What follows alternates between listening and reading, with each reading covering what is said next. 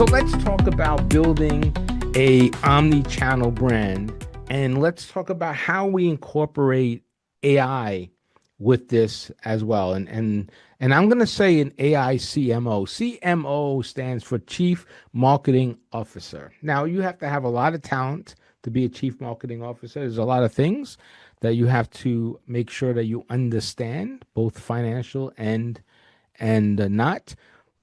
But right now, these AI tools are acting like a real great advisor, and that's really important. So we're going to talk about that over the next sessions and really understand how we can tie things together as we look at marketing. So marketing is a combination of two things, art and science. Okay. So we need the art, and everybody knows what the art is. Most of us understand when we say art in marketing, we're talking about all the creative stuff, right? We're talking about the social media, the ads we see on TV, the videos we watch. That's all art because you have to have some creative skills to do that. You have to have some art. And this is traditionally marketing was a combination of that art. And it was always a combination of art and science because the science is what we use to help us understand what's happening. So we can, as marketers, see things. We could forecast. We can actually have ideas of how a consumer is going to behave because that's behavior, and there's science studies on behavior, and we look at that. So that's part of the science. The other part of the science is the analytics because we have to measure things. We have to track things and measure things in marketing, and that's where it becomes analytics.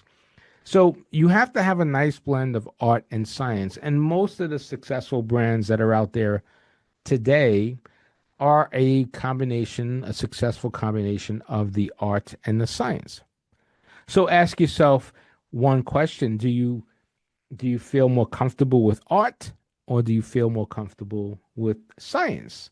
Sometimes it's either or because generally speaking, the scientific heads and brains are less creative, but the creative brains are less scientific, right? So you might lean one way or the other, but it's a good idea when we're thinking about marketing, it's a good idea to understand both and have a good balance in everything that we're doing. So, what are we talking about here? Well, we are actually talking about a love story. This is a love story. And why do I say that? Because what we try to do as marketers is have our customer fall in love with us. It's all about relationships. Think about all the relationships you have in your life, personal, professional, friendships, anything like that. The relationship is important because it keeps you connected. And as a brand, as a marketer, you want to build a relationship with your customer. So when we look at things, we look at the art and the science, the combination of the art and the science, and we use that art and science to target the audience, to hit that persona, that avatar, that tribe. Okay. So now we're using the creative, we're using the measurements, and we're going after that target. And if we're looking at social media, we're posting, we're doing all this posting, we're coming up with all these different things, and we're getting these thumbs up, these likes, right? Shares and comments. That's all wonderful. But that's what we call soft metrics because I'm looking for conversion. I want you to love me and convert with me, spend money with me, because when you love me, you are engaged with me, and that's what I'm looking for. I'm looking for you to fall in love with me because when you're in love with me, you're not leaving to go somewhere else. And then if I have you long enough as a customer, I start building a brand. And we talk about building CLV, which is customer lifetime value. CLV, customer lifetime value. And we'll cover that here in just a minute. So it's important to understand that we're building relationships and we're building these long-term relationships so that we can build a brand and have a business. Think about your favorite brand. All of us have a favorite brand: Nike, Reebok, right? Lululemon, Pepsi, Coca-Cola, whatever it may be. And Amazon, right? Let's say if you're an Amazon subscriber, most of us are. I mean, they have, I think 2/3 of the country is part of Amazon right now, or some crazy number like that. I know I am. We are. And if you're an Amazon Prime member, is there ever a day that you say, hey, I don't think I need Amazon anymore? I mean, probably not. Not right now, anyway. And not probably in the too distant future. So that $15 a month you're giving them every month for how many years? Until the end of time, until the end of your time, until the end of Amazon's time? That is customer lifetime value. Or think about Apple products, right? iPhones, all that stuff. They have you would never buy another device, most likely. So they have customer lifetime value. And that's what this is all about, building that love story and building that relationship. Right now, we have the evolving world of marketing because what I'll do is I'm going to call one bucket of tools traditional. And I've been doing marketing long before the internet. Not that long before the internet, but before the internet. Remember, the internet's only been around since 94, 95, right? So we're at 30 years right now, plus or minus. Cell phones, not cell phones, but iPhones have been around about 15 years. YouTube's, I think, just under 15 years right now, or something like that. TikTok's not even 5 years, if I think, right? 21 or 20, something along those lines. So we're still really evolving. I mean, it's really new. But back before all that stuff was out, there was a group of tools that marketers had that still exist today. Maybe not the way they did 30 years ago, but print, any type of print. And when I say print, business cards, postcards, things of that, flyers.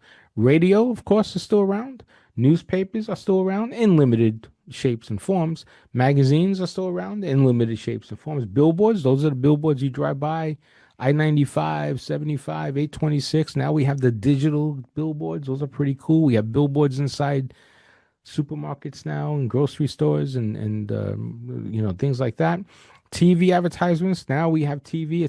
It's even on our Prime membership. Right now you have ads coming up if you don't have ad-free Prime anymore, and you have still mail coming to you, flyers and pamphlets. That's all been around for decades. Some of it's been around 100 years. The first advertisement goes back to a painting on a wall, a brick wall building. I think it was for Dial soap or a soap or something along those lines. So it goes back quite a bit. And then, of course, digital started, in the 90s as we grew. And then we had web, we had social, we had mobile, we had blogs, we have videos, we have things like SEM and SEO. SEM stands for search engine marketing. SEO stands for search engine optimization. Okay, that was just a few years ago. But now look at AI. AI has come up, and just in the last couple of years, it's been really the center of growth for everything. And I really think this is the beginning of 2026. I think by the time we get out of 2026, most of us are not going to be typing anymore. We're going to just be speaking what we want. AI is going to pick it up, or Google's going to have a voice activated system or whatever it may be. But that's basically it. We've been moving there, but we're going to be there really soon and really fast. And AI is going to be part of that. So you really need to make sure that you're really understanding AI, because AI is going to evolve everything, and it's going to be in everything. So we have to understand it and evolve with it. And that's really important. Okay, so let's talk about true marketing. And this will be around forever. It's been around forever. It will be around forever. This is not going to change unless some incredible genius person comes up with a different way of doing it. It has been said different ways, but it always comes down to these fundamentals, the 4 Ps, also known as the marketing mix. Okay, now there's been other You could go look at different books out there. There's been something called 5 Ps and 6 Ps and all that stuff. It doesn't, how many Ps you put onto this, it doesn't matter. The original Ps, and we say Ps meaning product, place, promotion, and price. This is the original marketing mix. This is the OG, the old school. This is where everything starts, is here. It doesn't matter where you're from, what you're doing, how you're marketing. It starts with product, place, promotion, and price. And we'll dig into each one of these as we progress. Basically, product has to be good, right? Product has to be important, and product has to be something that someone will buy again. And we'll cover that when we talk about the product differentiation and features and benefits. But products need to be unique, and they need to be worthwhile. You don't want to spend money on junk, on garbage. And even if you bought something and you learn that it's junk or garbage, guess what? You're not buying it again. And of course, you're going to give it bad reviews, and that's going to be a problem. So product is king. Product still has to be good. Um, if you look at what's been happening with Temu and those online services and the complaints that people are giving because they're getting shipped product that's just not good. Of course it's not good. You're paying, whatever it is, 10 cents for it. Yeah, you don't expect that product to be good. I understand, but product has to be good. And then you have place. Now, place is sort of changing and evolved. And when we talk about the omni-channel world, place is basically everywhere that you are. So when you think about an omni-channel approach, it's everywhere that you are, meaning if the consumer wants to look at it online and come into my store to buy it, then I'm there.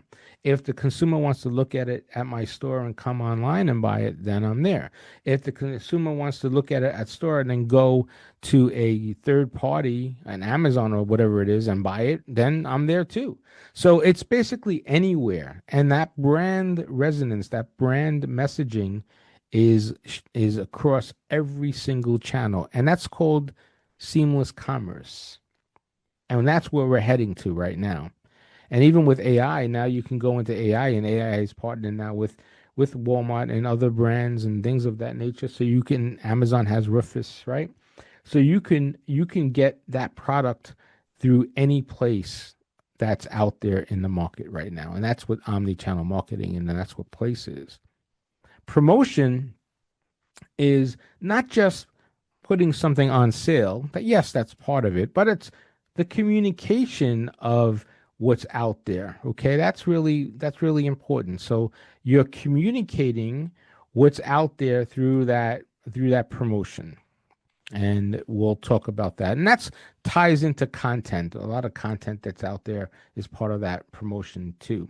And then lastly, I always leave price for last of the 4 Ps. Why? Because I think that price is so important. They're all important here, but price is really important because if you price the product the wrong way, if you price it too high, you won't have sales.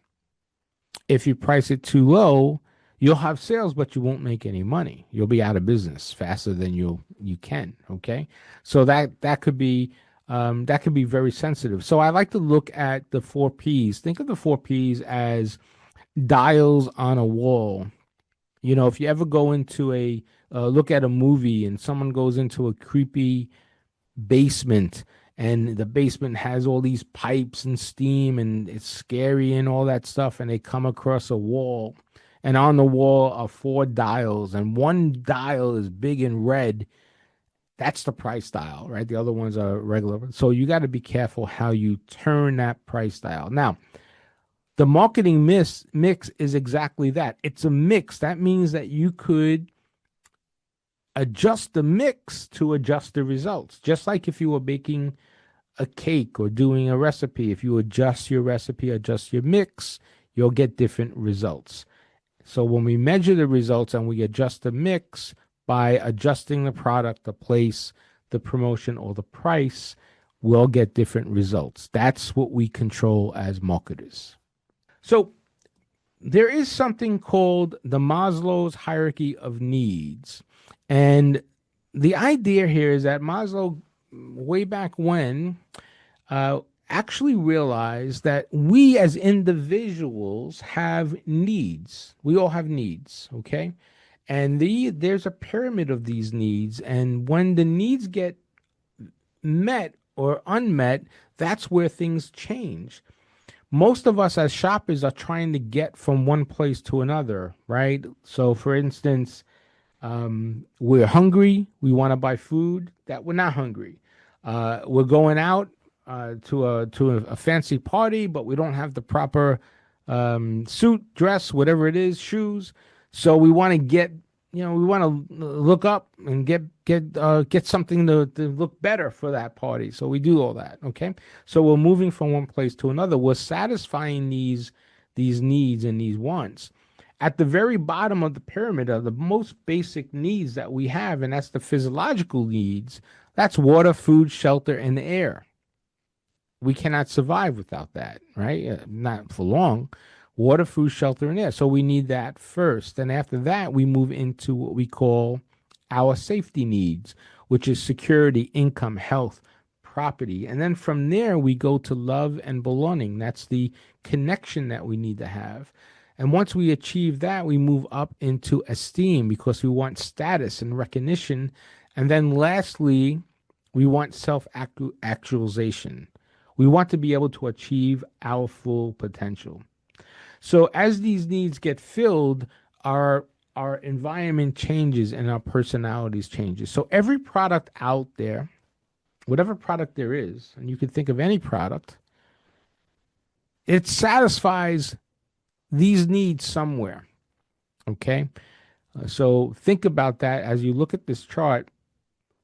Any product you mention is falls into this satisfaction of needs somewhere.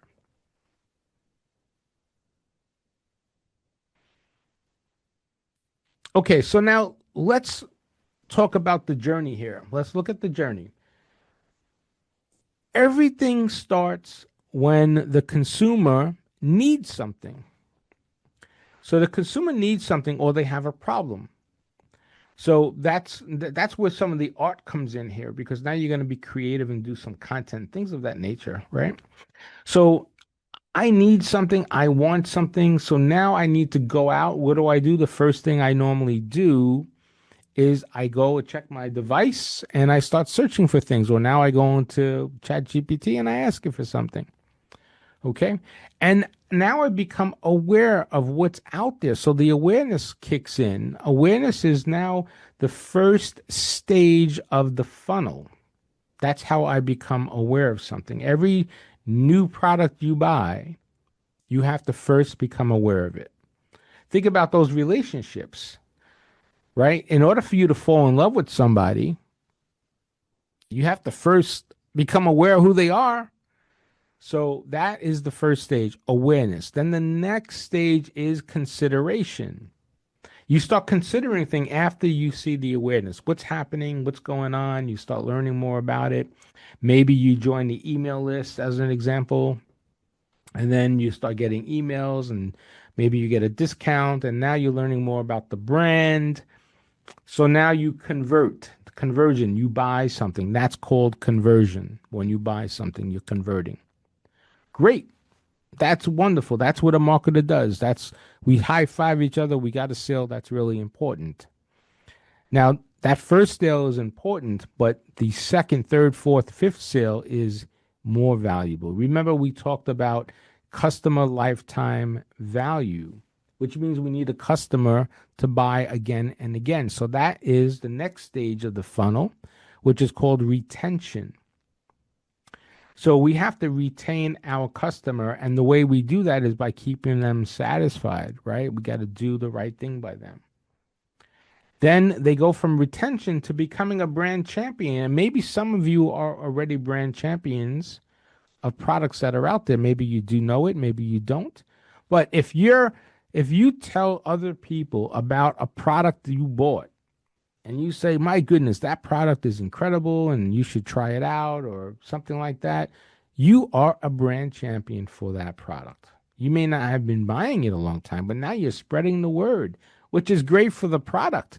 When you go viral, what do you think happens? That's what happens. Everybody picks it up, picks it up, picks it up. It goes viral. And then that brand starts growing rapidly, which is great because as a marketer, we want that. So we don't have to spend a ton of money doing the marketing, which is phenomenal. So you become a brand champion. So this is I break down the 5 stages of the consumer funnel. First, awareness, consideration, conversion, retention, and then you become a brand champion. Okay, so next is the science of things. Now we know that there is buyer behavior. So that same buyer is going through a process behaviorally, going through a process, and all of us as buyers go through a process. The first part of that process is that we have a problem, we have a need to fill. That's problem recognition. It doesn't matter what that is. You could maybe you're hungry, you want a bag of potato chips, you're standing in front of a vending machine. Maybe you need a new TV, you're doing a vacation, whatever it is, you have a problem, you have a need you need to solve. That's the first part of behavior. You're recognizing that. The next part of the behavior is information searching. So now you're going to start searching. That's that awareness piece now that kicks in there, right? So you're looking for information. Then you're going to evaluate all the information and make a purchase decision. Now, once you make a purchase decision, either one of 3 things are going to happen when you make this purchase decision. One, nothing happens. It's neutral, which means you got what you got and you're happy, you move on with life, right? Okay. The other thing that can happen when you buy something is what? Well, you get something and it's horrible, right? 1 star, -1 star. You're not happy. You're unsatisfied. You want a refund. You want a return, whatever it may be. It's just really, really bad. Okay. Not good. Not good for the consumer. Not good for the retailer, the marketer. So you're going to return it and maybe give me a bad review. And most likely you will not buy again from me. So I'm going to lose you as a customer. Okay. The opposite of that could be true too. And that could be you're so happy about this product that you can't believe that you got this product on deal and that we shipped it to you quickly and the quality is better. And now you wear it or you use it and you tell your friend about it. You start becoming a brand champion. You come back, you make another purchase. This is what we want to do. This is how we get you to be a brand champion and keep you retained as a customer because we're satisfying your needs and we're delivering. Each one of us knows of brands that do that, and each one of us probably know brands that have not done that.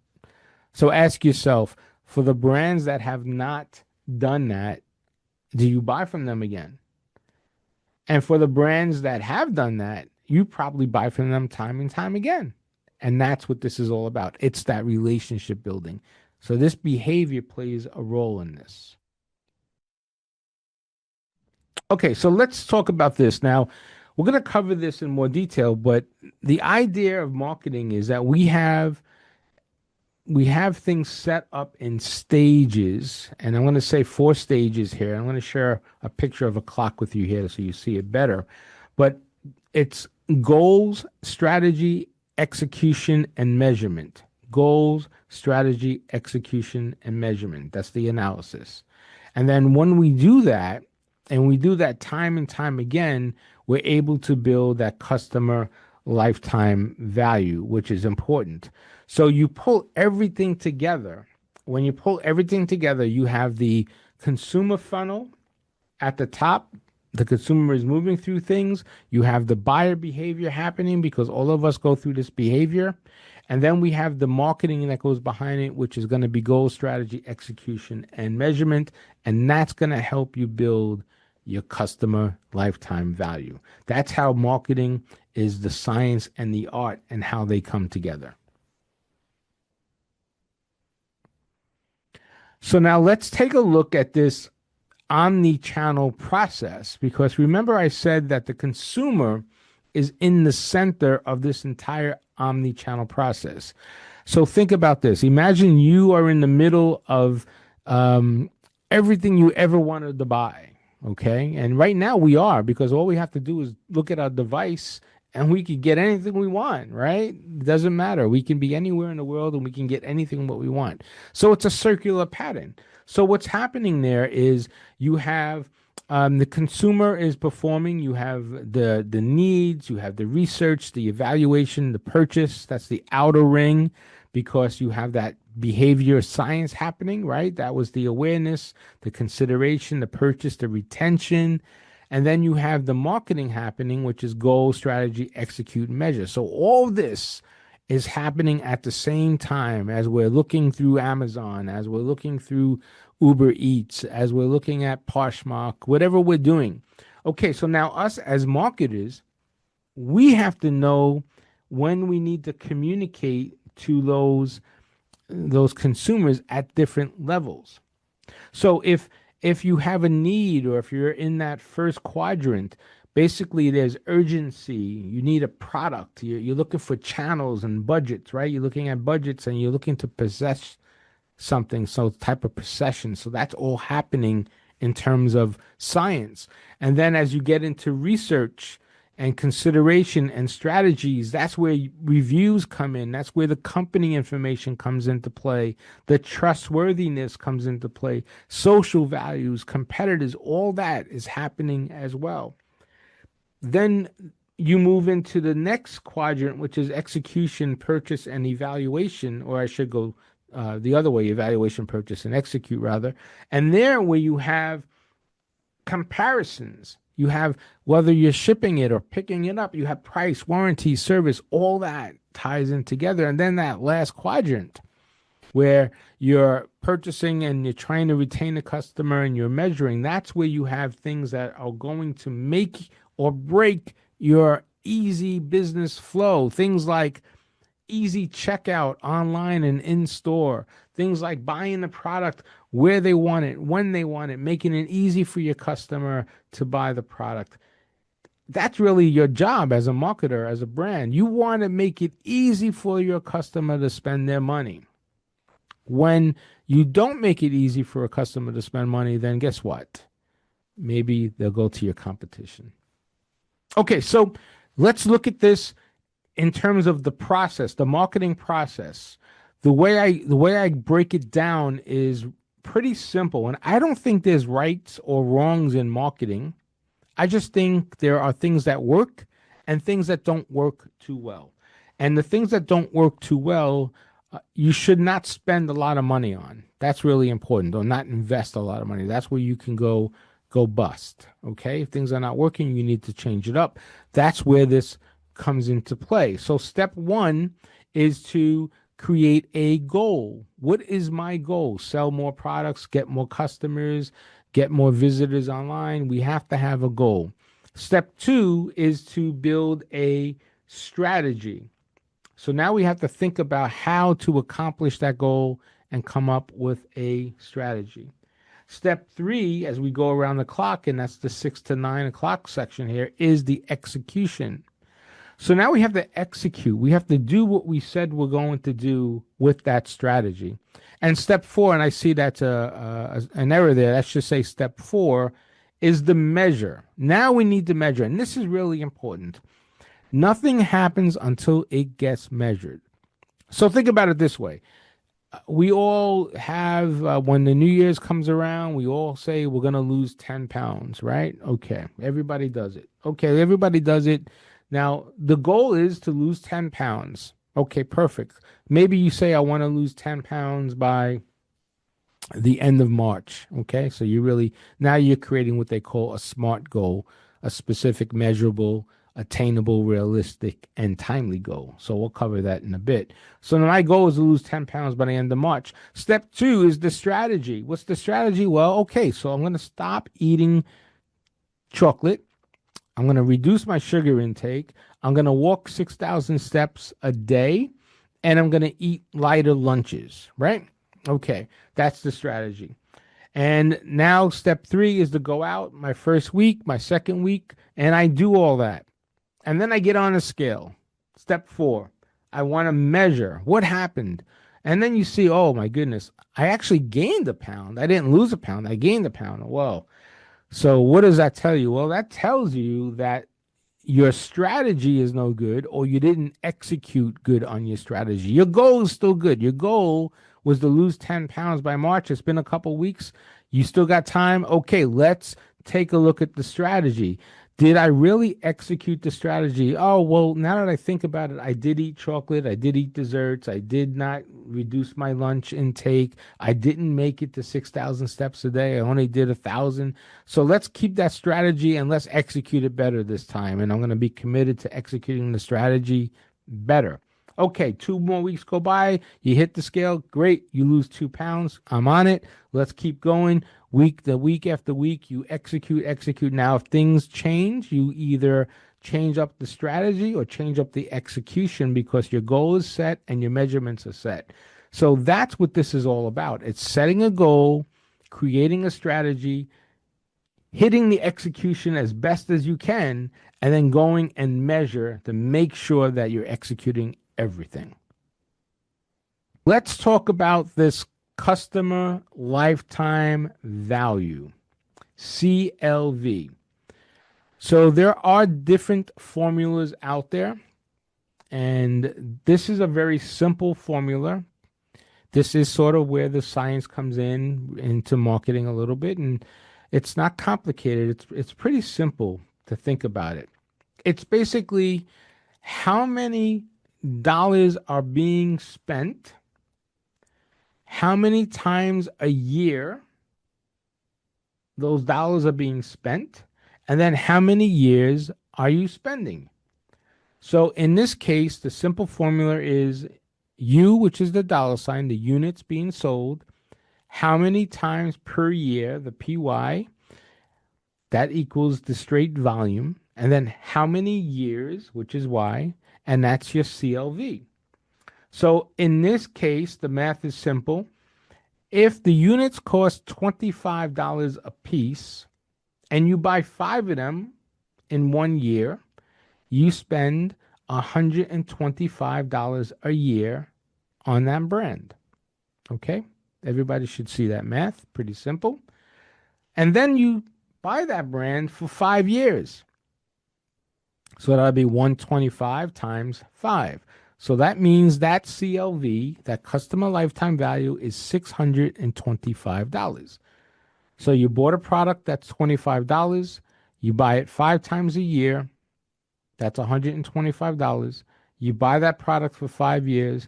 That totals out to $625.